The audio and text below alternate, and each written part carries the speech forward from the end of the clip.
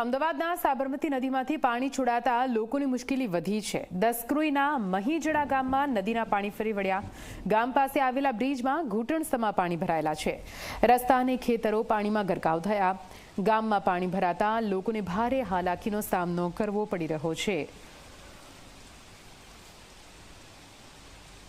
તો આપ જુઓ, રસ્તાઓ કેવી રીતે પાણીમાં ગરકાવ થઈ ચૂક્યા છે અને ખેતરો પણ વરસાદી પાણીના તળાવ ભરાયા હોય તે પ્રકારે પાણીથી તરબોળ જોવા મળી રહ્યા છે। જનજીવન દસક્રોઈમાં હાલ તો ઠપ્પ થયું હોય તે પ્રકારના દ્રશ્યો સામે આવી રહ્યા છે। આ જ મામલે વધુ માહિતી સાથે અમારા સંવાદદાતા દર્શલ લાઈવ જોડાઈ ગયા છે। સીધા દર્શલ પાસે જઈશું। દર્શલ, જે પ્રકારે પરિસ્થિતિ દસક્રોઈમાં સામે આવી છે, સાબરમતી નદીના પાણી હવે મુસીબતના પાણી બની રહ્યા છે। આપ ઉપસ્થિત છો ત્યાંથી કેવા પ્રકારના દ્રશ્યો, શું પરિસ્થિતિ દર્શલ?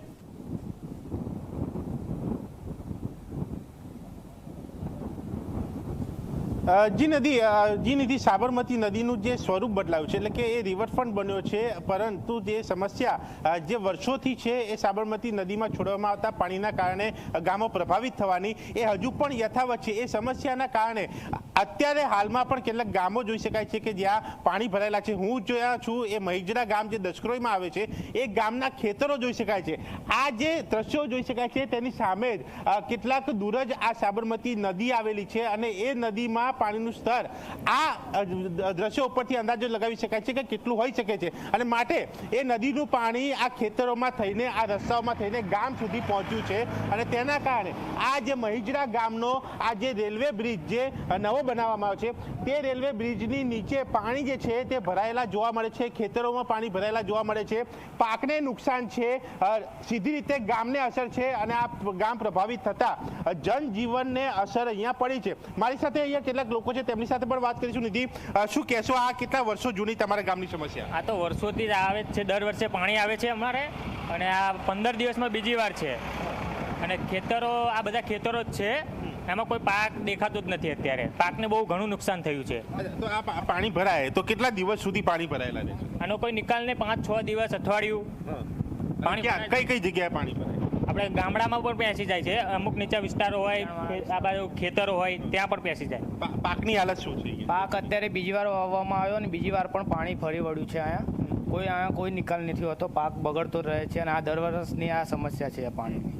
એટલે દર વર્ષની નિધિ આ સમસ્યા છે અને જે પ્રકારના આ દ્રશ્યો છે તેના ઉપરથી અંદાજો લગાવી શકાય કે આ ગ્રામજનોની હાલત શું હશે। અને ખાસ કરીને નિધિ, જ્યારે હું અમદાવાદથી આ મહીજડા ગામ ખાતે પહોંચ્યો, રસ્તામાં વચ્ચે રસ્તાઓની હાલત ખરાબ છે, કે આરસીસી રોડનું કામ એ પણ અધૂરું અને સાથે જે પ્રકારે વરસાદી માહોલ રહ્યો છેલ્લા 2-3 દિવસથી તેના કારણે જે રસ્તા ઉપર પાણી ભરાય, જે ઓડ કમોડથી લઈને આ મહીજડા ગામ આવતા સુધી રસ્તામાં ત્યાં માટીના પાડા બનાવીને વાહનોની અવરજવર જે છે તે પણ બંધ કરવામાં આવી। હવે જ્યારે એ રસ્તા ઉપર પરિસ્થિતિ થાળે પડી રહી છે ત્યારે મોટા વ્હીકલોને મંજૂરી આપવામાં આવી છે અવરજવર માટે, પરંતુ નાના વ્હીકલોને હજુ પણ મનાઈ છે એટલા માટે કારણ કે આ પ્રકારે ખેતરો અને રસ્તાઓમાં પાણી ભરાયેલા છે અને ત્યાં જો 2 વ્હીલર 4 વ્હીલર જાય તો એ બંધ પડે, લોકોને હાલાકી પડે, એ હાલાકી ન સર્જાય માટેની આ વ્યવસ્થા કરવામાં આવી છે અને સાથે પોલીસ બંદોબસ્ત પણ રખાયો છે। અને તેની સાથે સાથે આ દ્રશ્યો આ મહીજડા ગામના એ જોઈ શકાય છે કે જ્યાં લોકો આ વરસાદી માહોલની વચ્ચે આ મજા માણી રહ્યા છે।